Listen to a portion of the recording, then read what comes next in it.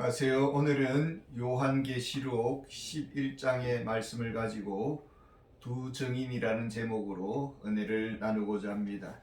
10장에서는 힘센 천사가 등장을 하고 작은 책의 맛에 대해서 살펴보았습니다. 교회의 사명은 복음 전파입니다. 그 사명의 길을 가는 자는 성경책의 단맛과 쓴맛을 경험해야 된다라는 것입니다. 말씀에 붙잡힌 사도 바울은 하나님 앞에 쓰임받았습니다. 하나님은 그런 사람을 찾고 계시고 그런 교회를 또 사용하실 것입니다. 이제 11장 역시 일곱 나팔장 이전에 잠깐 막간의 내용이 나오고 있습니다.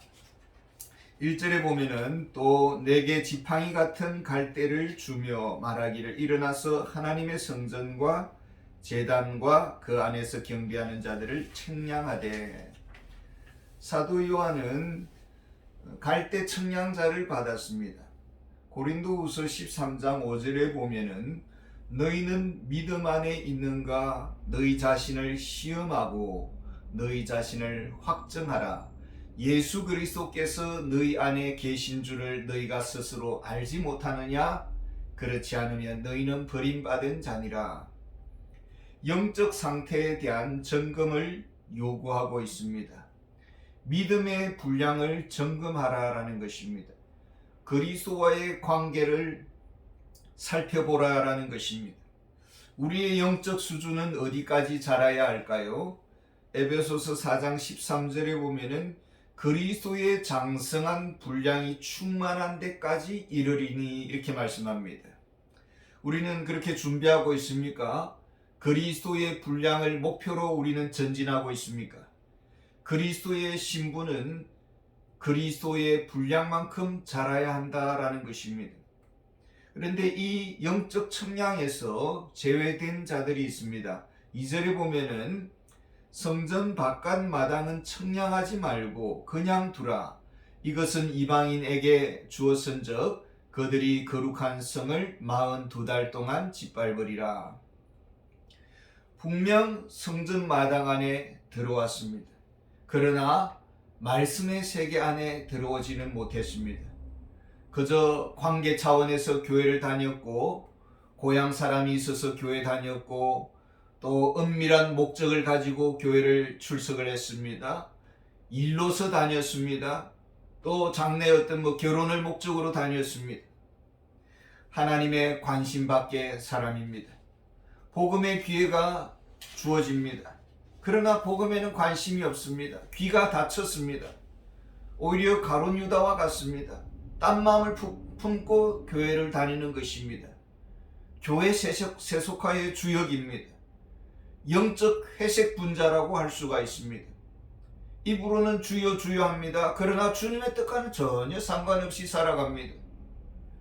교회의 사명은 무엇입니까? 3절 4절을 보겠습니다. 내가 나의 두 정인에게 권세를 주리니 그들이 굵은 베옷을 입고 1260일을 예언하리라. 그들이 이 땅의 주 앞에 서 있는 두 감람나무와 두 촛대니. 여기서 두 정인은 교회를 말합니다. 교회는 복음의 정인입니다. 세상의 먹과 즐거움에 취미가 없습니다. 정치와 명예에 흥미가 없습니다. 향락과 거리가 멉니다. 복음 전파에만 오직 촉이 서 있습니다. 1260일이라는 기한이 주어졌습니다. 복음 전파의 시간입니다. 동시에 교회 핍박의 시기이기도 합니다. 이것이 겹쳐 있습니다. 1260일은 상당히 긴 것처럼 보입니다. 복음 증거의 기회라는 이 질적 시간이 길다라는 것입니다. 교회는 두 감람나무와 같습니다. 그래서 성령 충만해야 합니다. 두 촛대와 같습니다. 항상 교회 부흥의 불길이 타올라야 합니다. 교회가 복음 전파를 위해 힘쓸 때에 부흥의 시대는 도래할 것입니다. 복음 전파하는 교회를 대적하는 자들을 하나님은 어떻게 하십니까? 5절에 보면 만일 누구든지 그들을 해하고자 하면 그들의 입에서 불이 나와서 그들의 원수를 삼켜버릴 것이요 누구든지 그들을 해하고자 하면 반드시 그와 같이 죽임을 당하리라. 주의 사명을 위해서 달려가는 교회, 헌신적인 교회를 하나님은 지키시고 보호하시고 돌보시고 대적들을 물리쳐 주십니다. 복음 증거에 힘쓰는 교회를 향해 주시는 하나님의 은사가 있습니다. 6절에 보면은 그들이 권능을 가지고 하늘을 닫아 그 예언하는 날 동안 비가 오지 못하게 하고 또 권능을 가지고 물을 피로 변하게 하고 아무 때든지 원하는 대로 여러 가지 재앙으로 땅을 치리로다. 엘리야와 같은 능력을 주시겠다. 모세와 같은 말씀의 권세를 부어주시겠다고 약속하고 있습니다. 복음은 구원하는 능력이 있습니다. 복음은 회개케 하는 권세가 있습니다. 교회는 복음 선포에 집중해야 합니다. 그리할 때 하나님께서 그런 능력을 주실 것입니다. 우리가 교육도 필요하고 구제도 필요하고 또 기도 사역도 필요합니다. 그러나 결코 놓치지 말아야 되는 우선적인 과제는 말씀 사역인 것입니다. 복음 전파 사역입니다. 그런데 특히 말세 지말에 나타나는 현상이 있습니다. 7절 8절입니다. 그들이 그 증언을 마칠 때에 무정행으로부터 올라오는 짐승이 그들과 더불어 전쟁을 일으켜 그들을 이기고 그들을 죽일 터인즉 그들의 시체가 큰 성 길에 있으리니 그 성은 영적으로 하면 소돔이라고도 하고 애굽이라고도 하니 곧 그들의 주께서 십자가에 못 박히신 곳이라. 참된 교회가 감당해야 될 일이 있습니다. 주신 사명을 감당하고자 애쓰고 수고했습니다. 그런데도 능력 밖의 일이 일어날 것이다 라는 것입니다. 감당치 못할 거대한 대적이 일어날 것입니다. 영적으로는 소돔과 같은 교회 세속화의 물결에 교회가 잠식을 당하고 애굽과 같은 하나님의 뜻을 거역하는 적대 세력이 가라지처럼 일어날 것입니다. 겉으로는 사람들의 일처럼 보입니다. 그러나 배후에는 사단의 역사가 움직이고 있었습니다. 교회가 받은 사명이 있습니다. 그러나 때로는 우리가 이 사명을 놓치고 또 교회가 부흥을 하게 되면 이제는 또 다른 데 이제 구제하고 다른 교육을 하고 여러 가지에 신경 쓰다 보면은 또 한 가지에 놓치는 한눈을 팔 수가 있습니다. 정치도 해야 되고 뭐 여러 가지 일들을 합니다. 그러나 벼랑 끝과 같은 영적 추락의 길을 걸어갈 수가 있다라는 것입니다. 나름대로 교회는 열심히 충성을 하고 헌신하고 봉사했습니다. 그러나 능력 밖의 사단의 역사 앞에 속수무책으로 당할 수가 있습니다. 세상은 전도의 문이 점점 좁아지고 있고 교활한 그런 제도적 문화적 그런 방법으로 교회를 목조르고 있습니다. 교회의 능력이 무력화됩니다. 교회는 어느 정도까지 추락할까요? 9절과 10절에 보면은 백성들과 족속과 방언과 나라 중에서 사람들이 그 시체를 사흘 반 동안 보며 무덤에 장사하지 못하게 하리로다. 이 두 선지자가 땅에 사는 자들을 괴롭게 한 거로 땅에 사는 자들이 그들의 죽음을 즐거워하고 기뻐하여 서로 예물을 보내리라 하더라. 세상은 교회의 추락을 보게 될 것이고 또 세상은 교회를 그렇다고 해서 걱정하지 않습니다. 목회자가 구속당하고 윤리 문제, 성 문제, 물질 문제로 사회의 지탄의 대상이 됩니다. 교회 추락을, 교회 타락을 안주거리 삼아 씹어댈 것입니다. 영적 폐잔병이 된 교회는 속수무책으로 당하게 될 것이고 세상은 미소 짓습니다. 마치 이것이 교회의 추락이 세상의 승리인 양 그들은 축배를 들 것입니다. 교회는 거의 회복 불능의 상태까지 갈 것입니다. 시체가 무덤에서 장사되어야 됩니다. 묻혀서 장사되어야 되는데 장사되지 못하고 땅에 뒹굴고 걸레처럼 나뒹굴고 있습니다. 얼마나 흉측한 모습이겠습니까? 이것이 바로 세상의 극혐 대상이 될 것이다 라는 것입니다. 맛을 잃은 소금이요 빛을 잃은 등대요 온갖 루머의 온상이로 다뤄질 것입니다. 찾아오는 이 없는 교회, 외면당하는 교회, 소망 없는 교회, 수치와 모욕의 주인공이 된 교회로 핍박을 당하게 될 것입니다. 그것은 과거도 그렇고 현재도 그랬습니다. 하나님은 어디서 도대체 무엇을 하는 것입니까?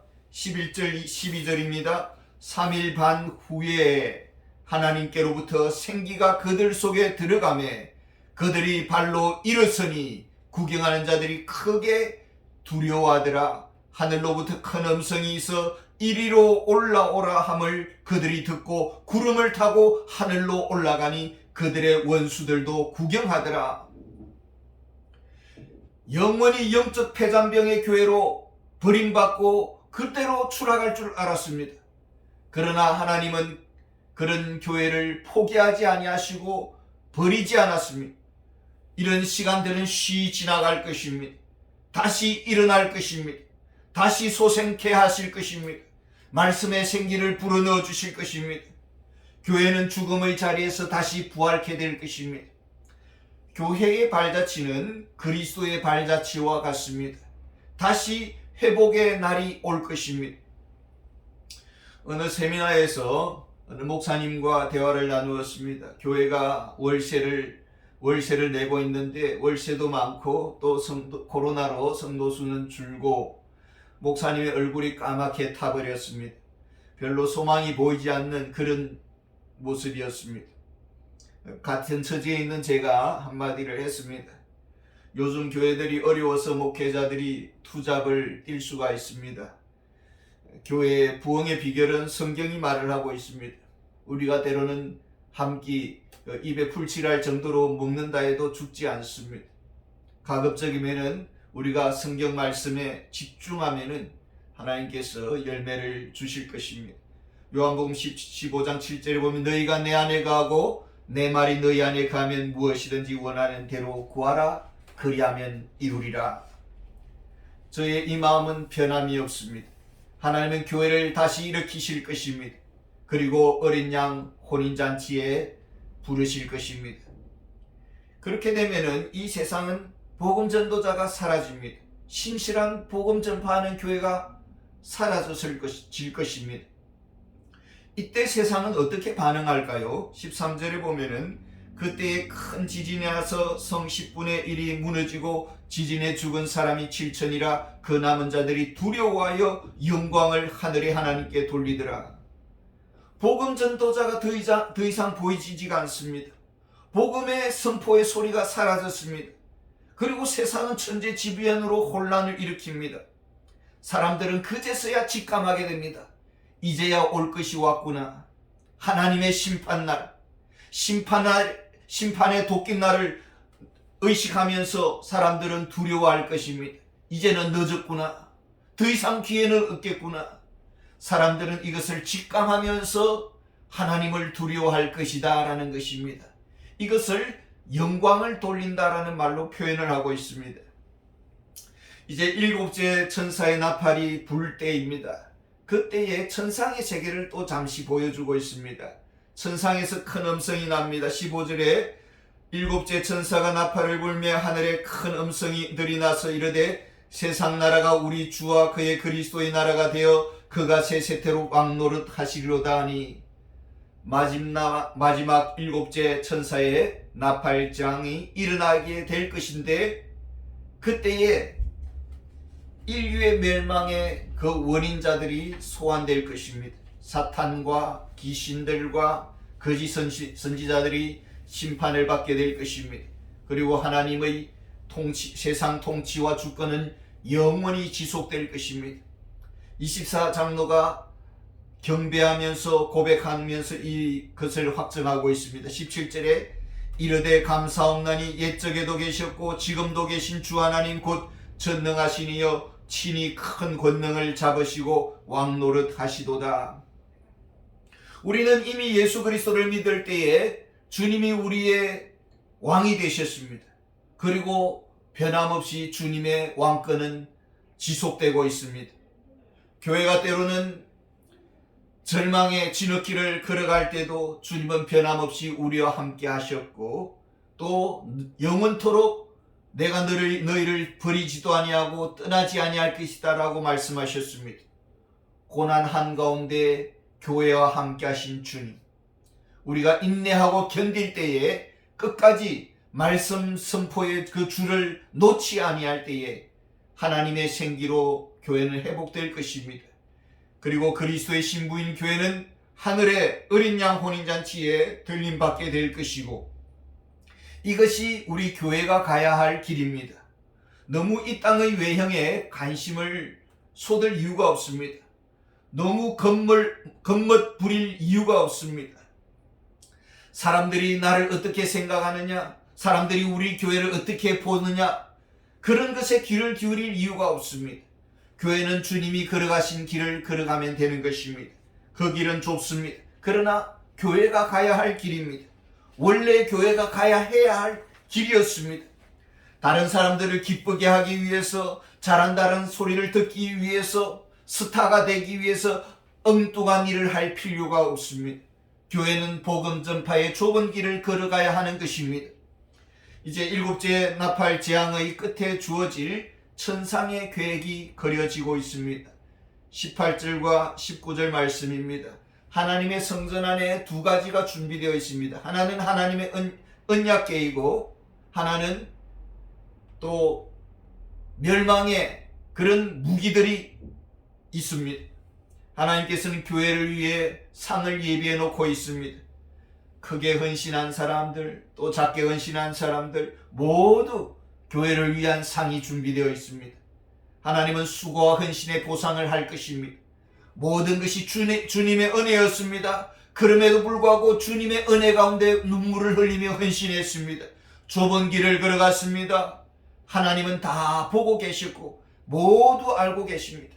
모든 온갖 수모들을 견디며 좁은 길을 걸어가고 주의 사명을 위해 달려가는 자에게 주님께서는 반드시 상급으로 보상해 주실 줄 믿습니다.